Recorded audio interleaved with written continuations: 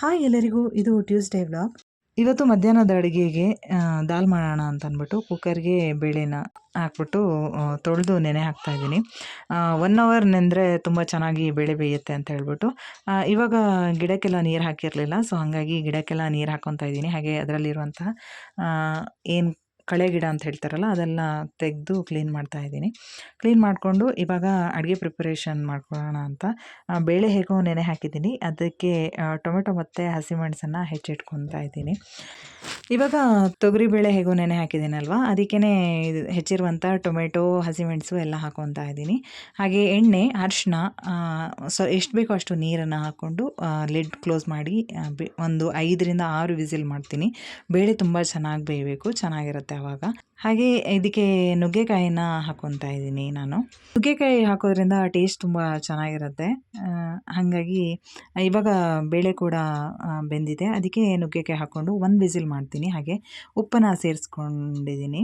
ಸ್ವಲ್ಪ ನುಗ್ಗೆಕಾಯಿಗೆ ಉಪ್ಪು ಹಿಡಿದ್ರೆ ಚೆನ್ನಾಗಿರುತ್ತೆ, ಆಮೇಲೆ ಉಪ್ಪು ಅಷ್ಟು ಚೆನ್ನಾಗಿ ಹಿಡಿಯಲ್ಲ ಅಂತ ಹೇಳ್ಬಿಟ್ಟು.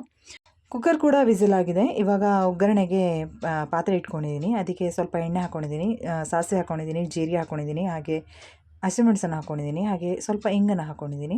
ಹಾಗೆ ಬೆಂದಿರುವಂತಹ ತೊಗರಿಬೇಳೆ ಹಾಗೆ ನುಗ್ಗೆಕಾಯಿನ ಹಾಕ್ಕೊಂಡು ಅದಕ್ಕೆ ಎಷ್ಟು ಬೇಕೋ ಅಷ್ಟು ನೀರನ್ನು ಹಾಕ್ಕೊಂಡು ಮತ್ತು ಉಪ್ಪನ್ನು ಸೇರಿಸ್ಕೊಂಡು ಕುದಿಸ್ಕೊಂಡ್ರೆ ದಾಲ್ ರೆಡಿಯಾಗಿ ಹೋಗುತ್ತೆ.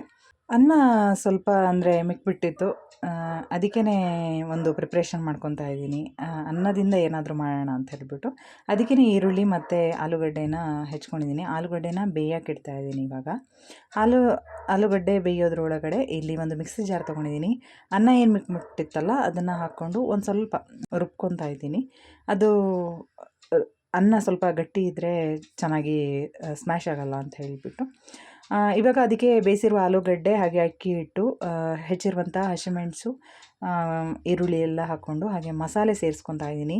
ಹಸಿಮೆಣಸಿನ ಪುಡಿ, ಧನಿಯಾ ಪುಡಿ, ಜೀರಿಗೆ ಪುಡಿ, ಹಾಗೆ ಒಂಚೂರು ಗರಂ ಮಸಾಲ, ಹಾಗೆ ರುಚಿಗೆ ತಕ್ಕಷ್ಟು ಉಪ್ಪನ್ನು ಹಾಕ್ಕೊಂಡು ಇದು ಸ್ವಲ್ಪ ಫಸ್ಟು ಮಿಕ್ಸ್ ಮಾಡಿಕೊಂಡು ಅದಕ್ಕೆ ಎಷ್ಟು ನೀರು ಬೇಕೋ ಅಷ್ಟು ಹಾಕ್ಕೊಂಡು ಸ್ವಲ್ಪ ಚಪಾತಿ ಹಿಟ್ಟನ್ನು ಅದಕ್ಕೆ ಕಲಸಿಟ್ಕೊತಾ ಇದ್ದೀನಿ. ಇಲ್ಲಿ ತವ ಇಟ್ಕೊಂಡಿದ್ದೀನಿ, ಅದಕ್ಕೆ ಎಣ್ಣೆ ಹಾಕ್ಕೊಂಡಿದ್ದೀನಿ. ಇದು ಒಂಥರ ಟಿಕ್ಕಿ ಅಂತ ಹೇಳ್ತಾರಲ್ಲ ಆ ಥರ, ರೈಸ್ ಟಿಕ್ಕಿ ಅಂತಲೂ ಹೇಳ್ಬೋದು.